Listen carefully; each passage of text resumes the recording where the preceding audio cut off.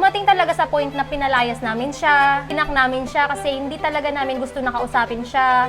Mag-iisang taon yun na wala kaming communication, as in wala. So ayun, ngayon may interviewin tayo si Miss May Esolero. I-share niya sa atin kung paano siya kumita ng 1 million pesos at the age of 23. Meron na rin siyang sports car. Kung makikita nyo, alam ko familiar kayo dahil narentahan na yan sa GMA para sa palabas na Encantadia. At eto pa, naku, mapapasana all tayo dito. Nakapag-travel na rin siya sa iba't ibang bansa. Na hanggang ngayon nga, pangarap ko din, o diba? Sana ako na next. Ayan, magpakilala ka naman sa ating followers. Hi, I'm May Solero, 25 years old. Andito ako ngayon sa Cavite. Pero yung promise talaga namin is sa Bicol. Doon ako lumaki, dumating sa point na naranasan namin doon yung buhay na mahirap. Nagsasaka, kasi yun yung pangunahing pamumuhay doon eh. Nagtatanim ng kamote, nagtatanim ng palay. Dumating din sa point na kinakain na lang namin is nilagang kamote, nilagang saging, and minsan wala. Dahil sa hirap ng buhay, kasi hindi kami pinanganak na mayaman eh. Sabi nga, hindi mo masisisi yung magulang mo kung pinanganak kang mahirap. Pero masisisi mo yung sarili mo pag mawawala ka na mahirap pa din. Ayan, sigurado akong marami makaka-relate dyan sa ating mga followers. Pero actually, kapatid ko siya, hindi lang talaga halata sa mukha, no? Bahala kayo dyan. Ayan, bali ilang years ka na dyan sa ginagawa mo? And magkano na rin yung kinikita mo dyan sa business na ginagawa mo? Actually, 3 years ko tong ginagawa, and as of now, kumita na rin ako ng 5 million dahil sa RLI system. And na-achieve ko siya at the age of 25 years old dahil sa opportunity na nakita ko lang din sa Facebook. Nag-scroll ako, nakita ko siya, and hindi ko alam na yun pala yung magpapabago ng life. At hindi lang yan. Pinaka-nagustuhan ko dito is, dito marami kaming natulungan. Hindi lang ako yung kumikita. Even yung mga OFW, public servants, and other work by profession. Actually, kahit anong background is, marami kaming mga tinutulungan dito na nabago rin yung life and kumikita ng malaki dahil sa RLI system. Wow, galing. So, dahil sinabi mo, kahit sino pwede, nakapagtapos man o hindi, baka pwede naman ako dyan. What? Mayaman ka na eh. Oh my God. So, bali, ano pala yung reason mo bakit mas pinili mo yan kaysa magtapos ng college? Kasi sa totoo lang guys, ang usapan namin dati, ako muna yung magtatapos ng college. Tapos, pag nag-graduate ako, siya naman yung pag-aaralin ko. So, bali yan kasi yung talagang bili ng tatay namin bago siya nawala. Kasi, alam nyo yung naranasan nila na pang mamaliit ng mga tao. Alam nyo yan kasi, for sure, marami yung nakaka-relate. Iba yung turing sa nakapagtapos ng pag-aaral kaysa sa hindi. Bali, ito lang yung tingin sa'yo kapag hindi ka nakapagtapos. Yun yung tinatak talaga sa isip namin na kahit anong mangyari, magtapos kayo ng pag-aaral. So, walang kakayahan yung parents namin na pag-aralin kami. So, bali, sarili talagang kayod. Bali, nagtrabaho muna kami bago napag-desisyon ng mag-aral. And then, sabi ko, yun yung gusto kong tuparin na pagkatapos ko, mag-aral siya. So, ayun nga, hindi yun yung nangyari. Ayan, pwede mo ba i-share yung reason? Actually, yung pinaka-reason ko doon is marami akong mga nakita or kasamahan sa work ko sa factory na nakapagtapos sila ng college, criminology, teacher. So, iba't ibang mga course yung natapos nila, but still, yung sinasahod namin pare-parehas lang.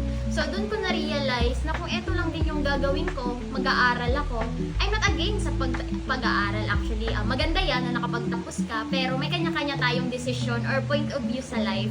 Na ako kasi, yung pananaw ko, naka-base sa nag-experience ko or sa nakita ko. Kaya nung time na nagwo-work ako, nakita ko marami akong ka-work na nakapagtapos, but still, same lang din yung sinasahod namin. Sabi ko, kahit magtapos pala ako ng pag-aaral, mag-e-end up pa rin ako sa minimum rate.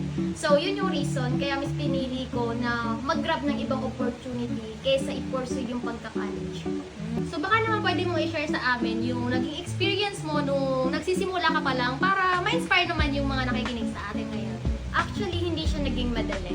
Kasi unang-una, nag-doubt ako nung una nang ginawa ko siya. Kasi unang-una, even sa family ko, kahit isa, walang sumuporta sa akin.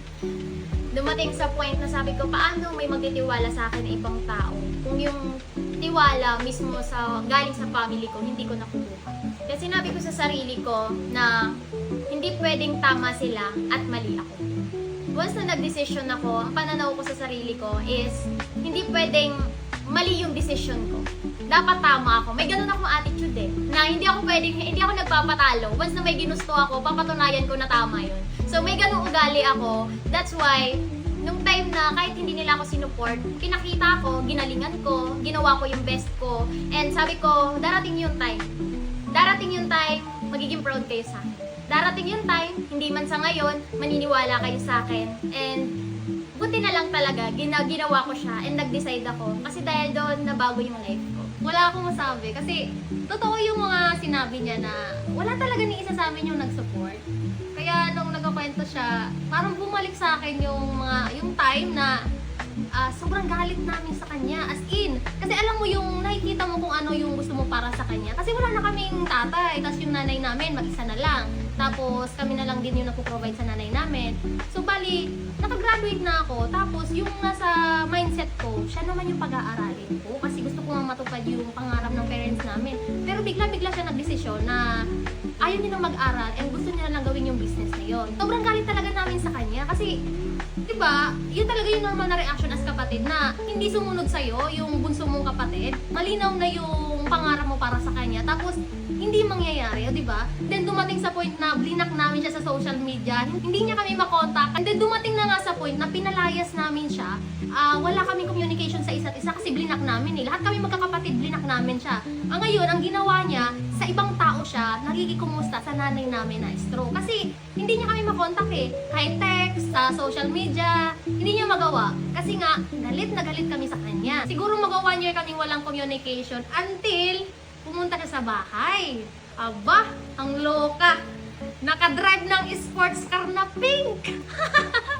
Di namin talaga ini-expect kasi wala kaming balita sa kanya kung ano nangyari sa kanya. Tapos, nagulat kami. Pagdating sa bahay, naka-sports car. Tapos, makikita mo color pink. Oh, hindi namin, first time namin makakita noon. Kasi, syempre, nakikita lang namin e-bike. So, bali ganun yung naging sitwasyon namin. Kaya, parang ang sarap balik-balikan lang ng mga nakaraan na hindi talaga natin masasabi, no? Yung kapalaran natin, minsan hindi natin nakalain na yung mga problema, yung mga struggles natin before, yun yung magdadala sa atin sa magandang opportunity na maging hawa yung buhay natin.